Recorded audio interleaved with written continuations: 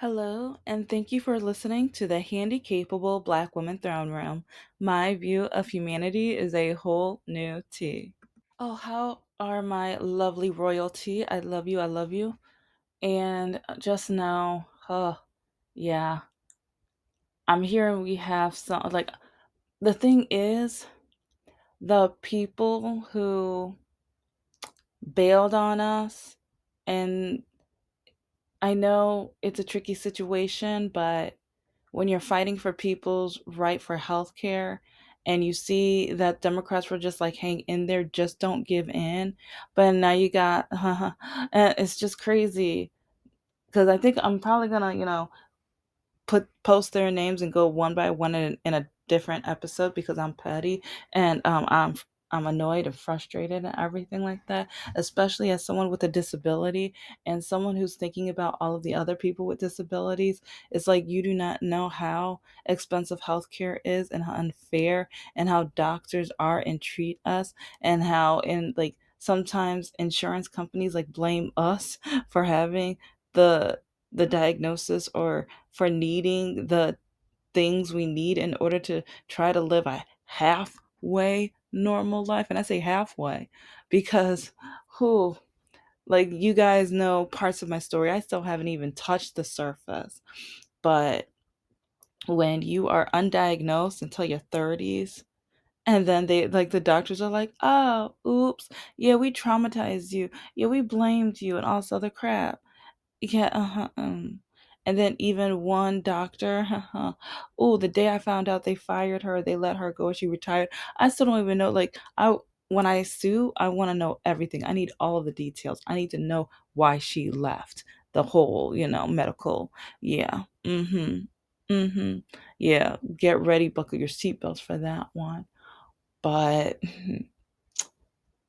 if we were willing to hang on, because, and the thing is, I feel like we were acting like a team.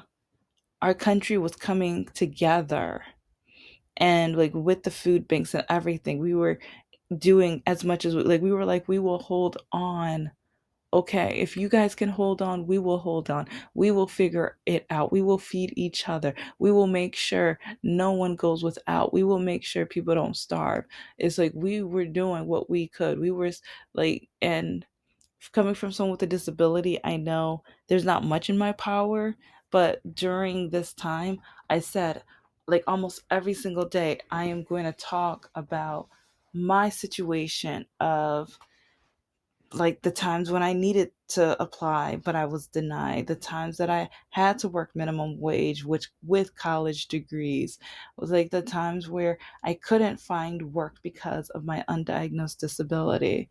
I was going over that every single day, basically, or at least including them within the topics every day. And I said I was going to do so until things opened up. But I was hoping when it opened up that Democrats, the Democrats would finally be able to gain that. And you know what? I'm going to talk about one more thing before I dive into the topic. Yeah, I did this a couple days ago. Yeah, you're used to it. My channel is as messy as my life. But you guys got to remember when President Biden was, doing his big speech, the presidential speech, the yearly thing, whatever. Remember when he said that Republicans were trying to take our health care, that Republicans were trying to take Social Security, how Republicans were trying to like tamper with, Medicare and things like that. Who stood up and booed and called him a liar? It's like people need to pay attention, like, and this is why I always say domino effect. Look at the past, because so many MAGA people, they know, they don't want to do that. They don't want to do that. They don't want to look at the patterns. They don't want to see how many times even the one time, because this happened a few times within the last 4 10 years. But remember that one time a few years ago, a couple years ago, where Republicans voted to take away health care from veterans, money for the health care for veterans, like money to take care of veterans. Remember when the Republicans, after they succeeded, they got together and high fived each other? I remember when they took away some of the money from 9/11, like heroes. Yeah, remember who voted? Yeah, yeah.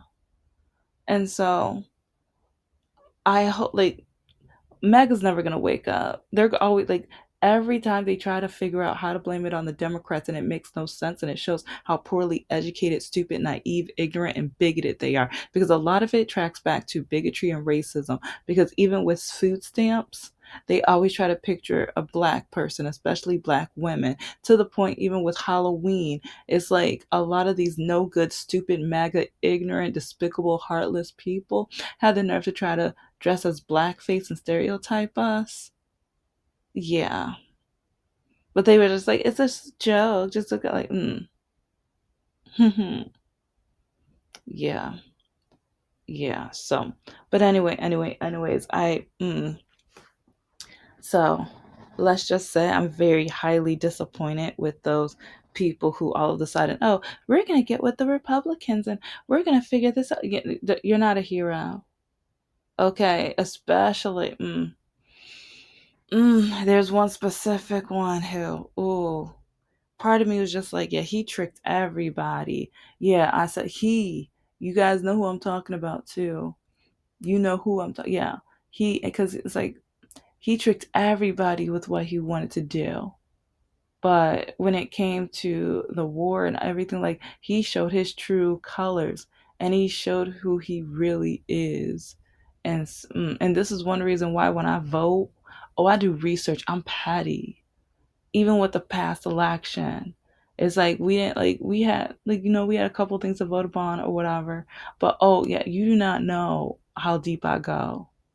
It's like, yeah, it's like for me, voting takes, and that's one reason with a disability, I am glad that I am able to like sit down and research and take my time and everything, because it allows me to go in and like I can make sure that I know exactly who I'm voting for, because the commercials and stuff is just what they want you to see.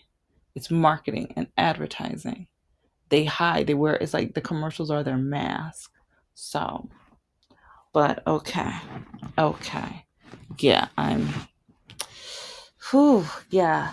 So, let's talk about what is going on right now. Okay, okay. Because while this whole thing has been going on, there is this woman who is going around. And I think I mentioned this before, but I don't care. It's kind of, this comes from my heart. And yeah, so she's going around calling different churches and religious organizations. And I was like, I'm hearing more and more every day. But she even has a soundtrack of a baby crying in the background. And she's calling for formula, saying that she needs help. Saying that she needs help. But the thing is, black women knew, kind of like, we kind of knew what the result was going to be before she even did this experiment. Or I know I kind of did. I mean, I'm not going to say I'm 100% right, but with how the study is going so far, yeah, it makes a lot of sense. Because, okay, well, okay, let me give you a sneak peek. Because she calls these places and says how she needs formula. And it's really amusing how a lot of the white churches are like, well, did you call these people? Did you do this? And did you do that? Oh, we don't have that information for that. But if you call these people, yeah, then they'll be able to help you. Oh, we don't cover that. Or you need to be a member of our church. I don't remember that in the Bible. I don't remember like Jesus breaking bread and making wine and all this other stuff for other people. And he said that you must be a member. You must know me. You must be on my Facebook group. You must be part of my gang. You must be part of my crew. I don't remember that. I don't remember that. I was like, I just remember giving from the heart, giving unto others who need it. giving to the hungry, giving to the needy. It didn't say the needy as long as you know them, the needy as long as they will give tithes and offering to you at some point in their life. I don't remember that. I don't remember that at all. But with a lot of these colonizing churches, yeah, we keep seeing that, we keep hearing that, and I mean, there's times when she's on that phone, I'm upset, I'm mad because I'm just, mm, it's really, it's really saddening. Especially these are churches, and I know my bishop and pastor. Oh, they make money. Yeah, it's like when I remember when I was in high school. I think it was middle school or high school, and someone was being real nosy, and they start like showing and sharing some stuff about the church. It was just like, ooh, they that okay? Because I knew they had money, but I didn't know they were rich, rich. Oh, they richy rich. Oh, okay, okay. It's like an it's really even amusing because even over the last several years, because they used to take their holiday pictures like in public spaces or whatever, but I feel like now, especially with who's president right now, they feel like, oh, we could take pictures in our house now. The rich can show off that they're rich. We can show that we got that money, honey. So, and yeah, well, I don't know. It's like I'm not gonna say just since the orange guy has been in office, but it's like it's I don't know. It's just it feels like more often now. It's like in the houses and everything, and it's just like you used to not do this, Bishop. What's going on? What you doing? Like you really okay? But you and some weeks you ask for 2 or 3 times for tithes and offering. You good? You real good. So, but anyway, uh, do I think my bishop and pastor would have done it? I wish I really wanted to test that church. Part of me, I'm like, okay, if we can get someone from Metro Detroit to do this, ooh, and I wish it was before it went viral because now some of the churches might fake it. It's like, yeah, because thou shalt not lie. How many of these, like, especially how many of these pastors and bishops and everything have been getting arrested lately for playing with little girls? And I don't mean at the playground. Yeah. So, yeah, some of them are going to make it up. Some of them are going to pretend and things like that. So, that's the sad part. So, I kind of wish this young lady who had this experiment, I wish you would have kind of like got a team of people, like, well, 50 people, like a person from each state. And so at the same time, like everybody starts calling all the churches around them and asking for help and everything like that. Because I really want to know how some of these Michigan churches would have ended up. I really want to know how my church would have, because I mean, I'm from a black church. So, I think they would have. But since I know my bishop has been on Fox News and so many of the Republican channels, that's why I debate on if he would have. Because so, like, a lot of our guest pastors and stuff are of the churches who would not have. And so, since he's part of that crew, I would have kind of debated.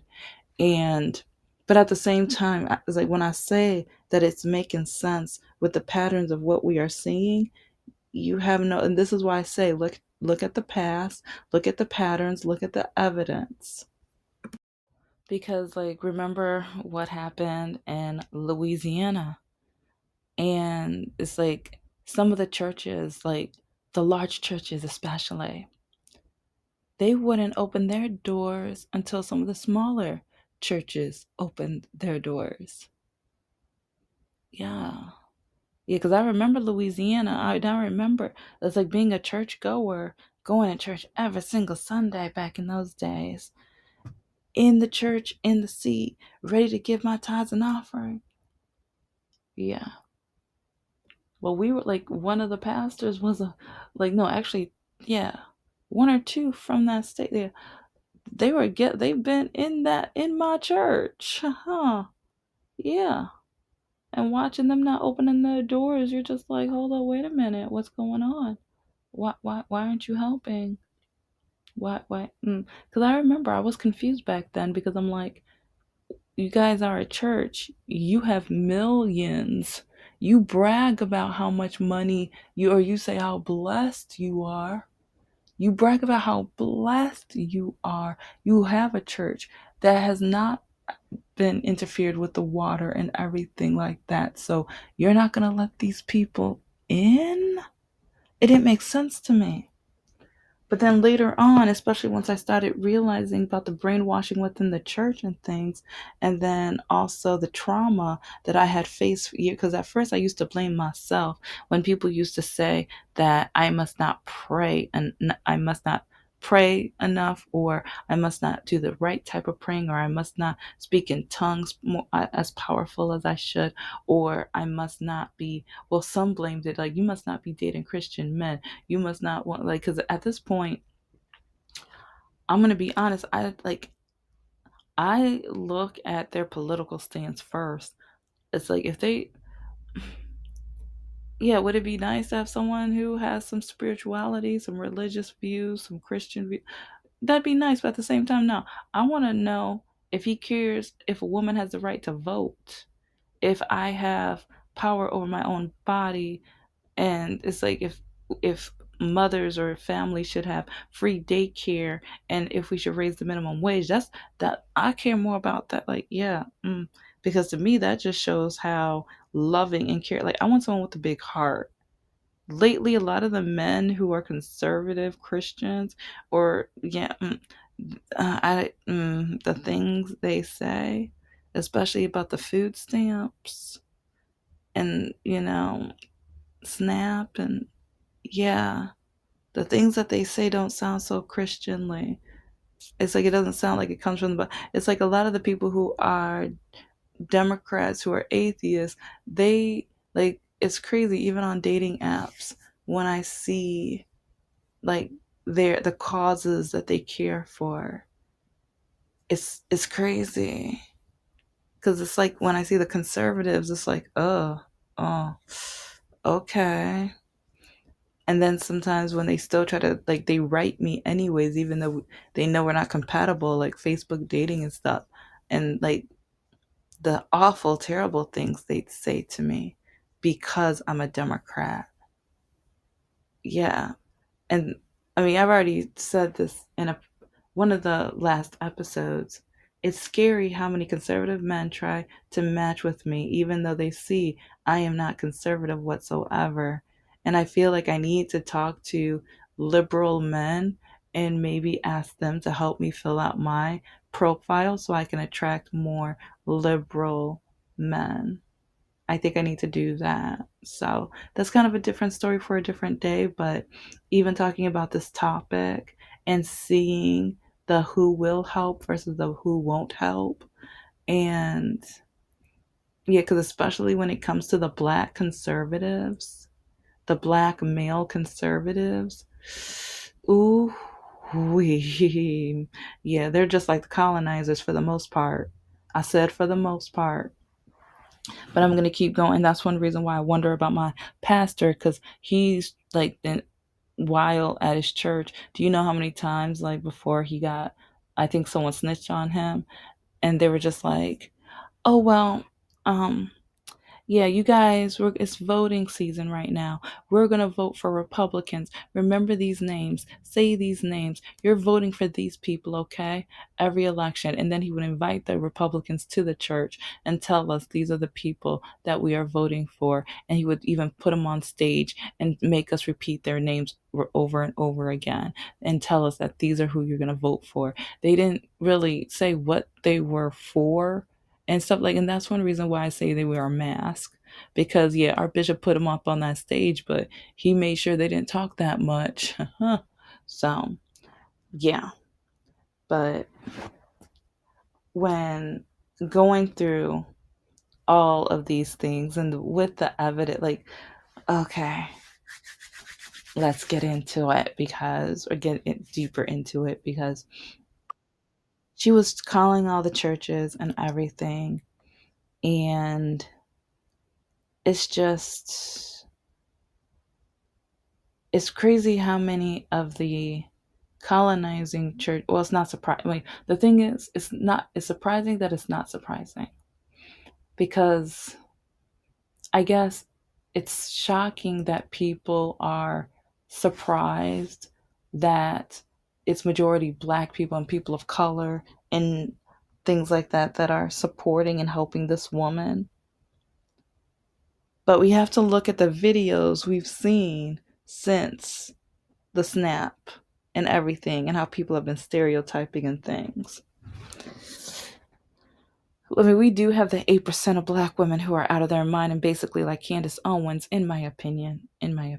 But the 92% of black women, who did we vote for? Who do we vote for? How?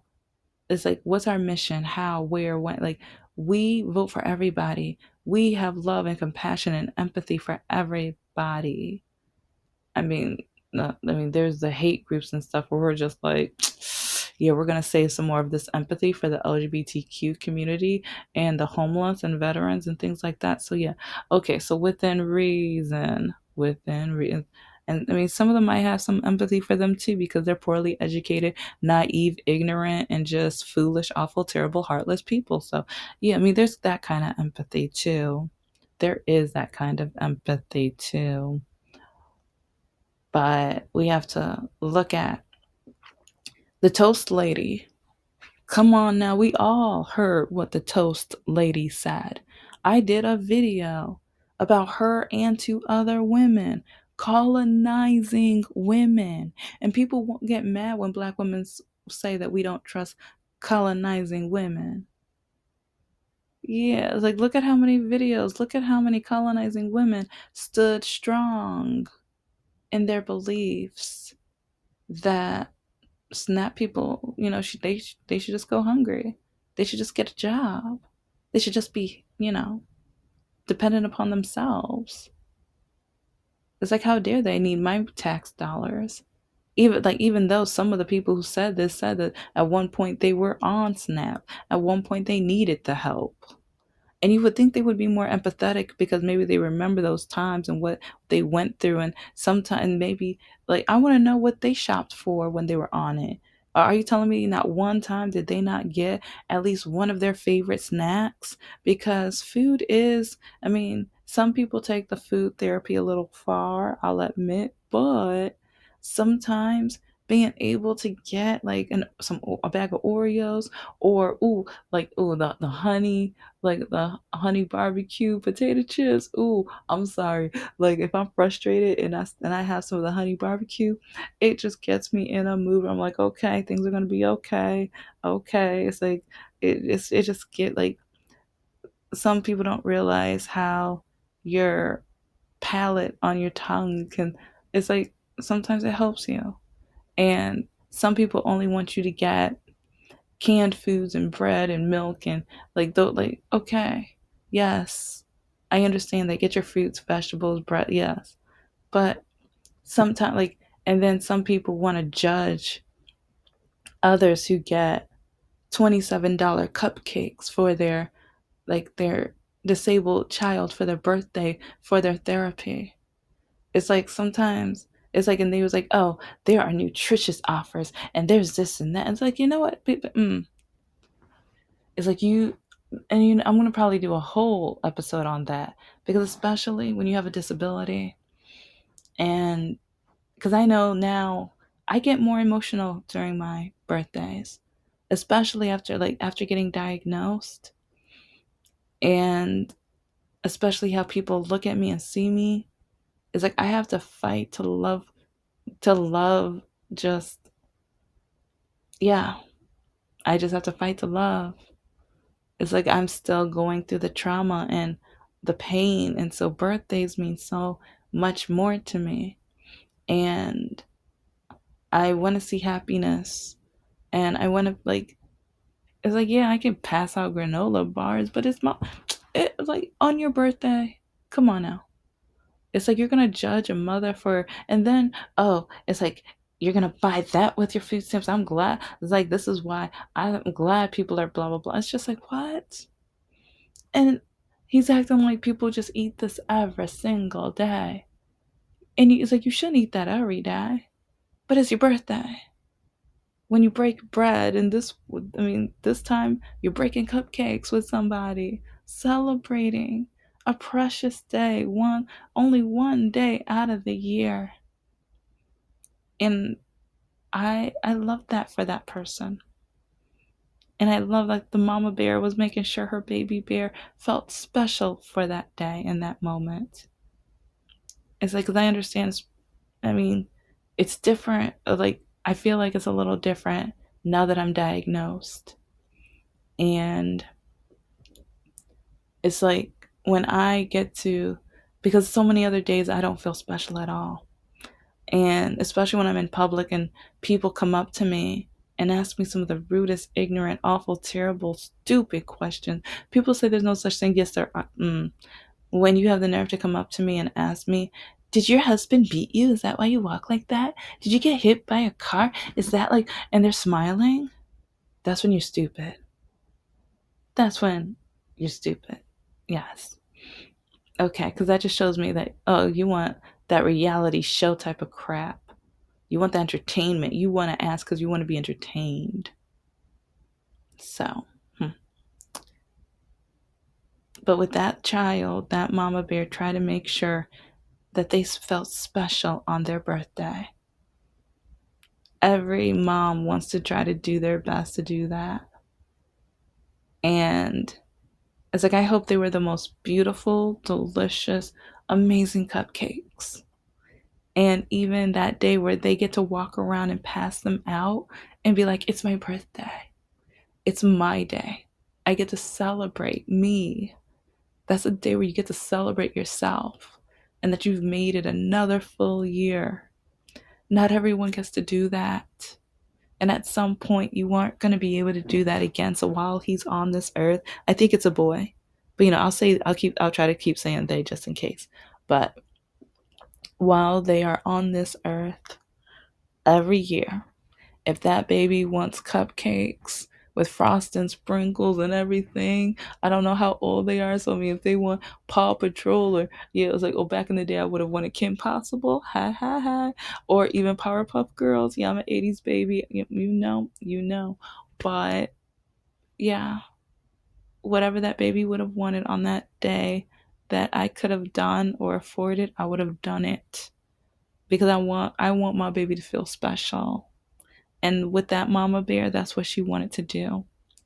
And with this woman's experiment, you didn't think I was going to bring it back to that. These churches wanted to put value, they want to make sure she was able to feel, a value of worth. They want to make sure she felt loved and that no one was going to leave her without, that she was going to be able to take a breath and breathe and not be stressed out. So it's like, yeah, the black churches, we like a majority of the black churches, we got you.